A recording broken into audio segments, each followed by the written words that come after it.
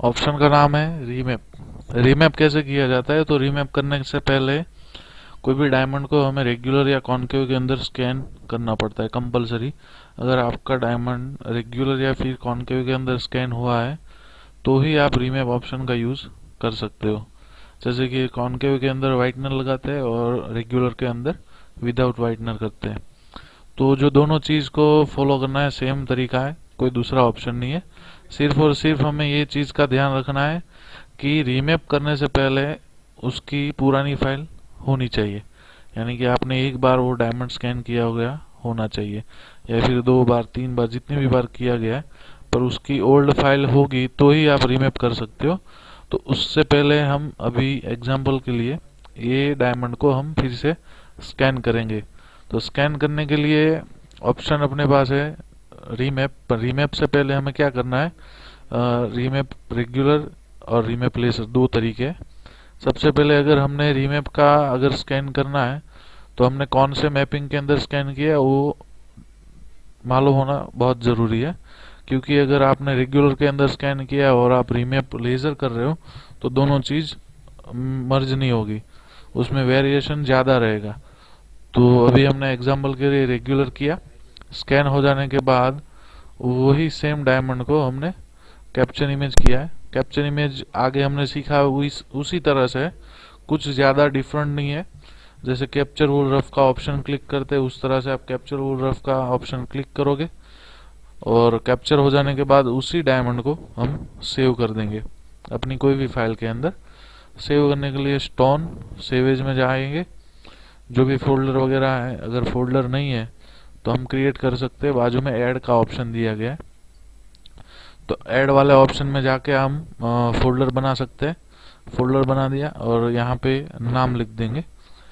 नाम हो जाने के बाद सेव का नीचे आपको दिख जाएगा कौन से नाम से सेव किया है और कौन सी फाइल है, दोनों इमेज बता देंगे। तो ये हो जाने के बाद हमें कंपलसरी उसी फाइल को अगर रीमैप करना है तो फिर से ओपन करना है। तो ओपन के लिए हम ओपन ऑप्शन में जाएंगे, वो फाइल के ऊपर डबल क्लिक हो जाने के बाद वो फाइल आपकी डिस्प्ले पे शो कर जाएगी। अभी रीमैप का दूसरा ऑप्शन ये है कि पुरानी फाइल हमने ओपन कर दी, पर रीमैप के अंदर वैसे तो 5-6 ऑप्शन है, पर बेसिक अभी दो ऑप्शन है, रीमैप रेगुलर और रीमैप लेसर। रीमैप रेगुलर और रीमैप लेसर कब यूज होता है? जब हमने रेगुलर के अंदर अगर मैप किया है तो रीमैप रेगुलर, और वही सेम डायमंड अगर हमने वाइटनर लगा के कॉनकेव में मैप किया है तो रीमैप लेजर करना है। ये जो दो ऑप्शन दिख रहे हैं वो हम राइट क्लिक से देख सकते हैं। तो अभी हमने ये डायमंड को रीमैप करने के लिए ऐसा कंपलसरी नहीं है कि सेम जगह से रखो। आपने जब भी पहली बार इमेज ली है तो उसी एंगल से रखना कंपलसरी नहीं है, कोई दूसरा एंगल भी रख सकते हो। पर इसमें ध्यान रखना है, आगे हमने सीखा उस हिसाब से कि और कैविटी डायमीटर और कैविटी अपने डिस्प्ले में सामने आना चाहिए। डायमीटर कम नहीं होना चाहिए, कोई भी कॉर्नर से हम रखेंगे उस हिसाब से डायमंड को स्टेज के ऊपर रख के रीमैप रेगुलर करना है। क्योंकि हमने ये डायमंड को रेगुलर स्कैन किया था, तो इसके लिए हम रीमैप रेगुलर करेंगे। तो रीमैप रेगुलर के लिए रीमैप पे राइट क्लिक और रीमैप रेगुलर ऑप्शन क्लिक करो।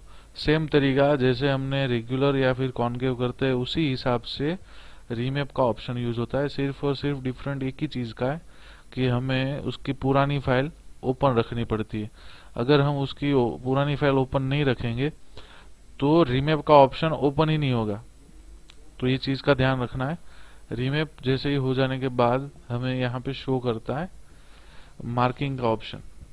अभी मार्किंग के ऑप्शन के अंदर क्या होता है कि हमें यहाँ पे बताता है कि कितना परसेंटेज आपका पुराना डायमंड और अभी जो स्कैन किया हो दूसरा डायमंड 96.59% ऑफ सक्सेस ऐसे बता रहा है।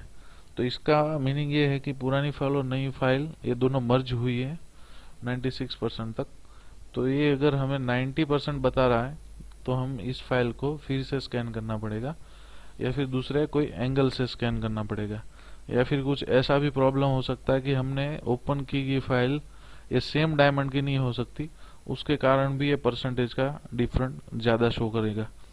तो कोई भी डायमंड को अगर रीमैप करोगे तो रीमैप करने के बाद ये परसेंटेज यहाँ पे शो हो रही है, उसका मतलब है कि पुरानी फाइल और नई फाइल कितना % मैच हो रही है, उसके बारे में यहाँ पे बताया गया। 96.59% शो कर रहा है। तो रीमैप हो जाने के बाद ये मार्किंग का ऑप्शन ऑटोमेटिक ओपन हो जाएगा, और वो ओपन हो जाने के बाद आप उसको प्लान में जाके या फिर कैप्चर इमेज में जाके उसका कैप्चर इमेज ले सकते हो। तो ये दोनों चीज़ करनी कंपलसरी है। जैसे हम रेगुलर या फिर कॉनकेव के अंदर कोई भी डायमंड को स्कैन करने के बाद जैसे ही हम कैप्चर इमेज लेते हैं, वही सेम तरीका हमें रीमैप के अंदर जितनी भी प्रोसेस करवाते हैं उसकी कैप्चर इमेज करनी पड़ेगी। क्योंकि अगर आप कैप्चर नहीं रखोगे तो आपके पास कोई प्रूफ नहीं रहेगा कि हमने डायमंड को इतनी बार स्कैन किया है। सेव करने का तरीका भी सेम ही है, सेव एज में जाके कर सकते हो। तो उसके अंदर आपको पूछा जाएगा ओवरराइट में, तो उसमें यस करना है। अभी रेगुलर अगर हमने स्कैन किया है तो रीमैप रेगुलर करना है, और कॉनकेव अगर स्कैन किया है तो रीमैप लेजर करना है। ये दोनों चीज़ का हमें ध्यान रखना है। कोई भी ऑप्शन के अंदर हमें अगर रीमैप करना है तो रीमैप के अंदर लेजर और रेगुलर के अलावा और 2 ऑप्शन मिलेंगे आपको, एक्टिव पार्ट लेजर और एक्टिव पार्ट रेगुलर।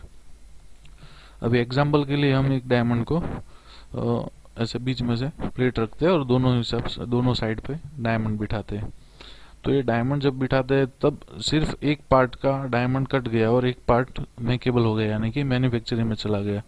तो जब भी एक पार्ट बचा हुआ है, वो एक पार्ट को फिर से अगर हमें गैलेक्सी ना करवाना पड़े या फिर उसके अंदर रखी गई इंक्लूजन हमें वापस ना रखनी पड़े, उसके लिए हम एक्टिव पार्ट लेजर का यूज करते हैं। क्योंकि कभी कभी क्या होता है, गैलेक्सी के डायमंड के अंदर पूरे डायमंड में इंक्लूजन रहती है, तो उसमें से अगर 30, 40, 50 सेंट का कोई प्लान मिल रहा है तो प्लान निकलने के बाद, जैसे अभी आप देख रहे हो मैनुअल में हमने एक इंक्लूजन रखा है, तो इंक्लूजन में क्या होता है कि वो डायमंड कट जाने के बाद वापस हमें वही सेम जगह पे इंक्लूजन रखनी ना पड़े, उसके लिए हम ये चीज़ का यूज करते हैं।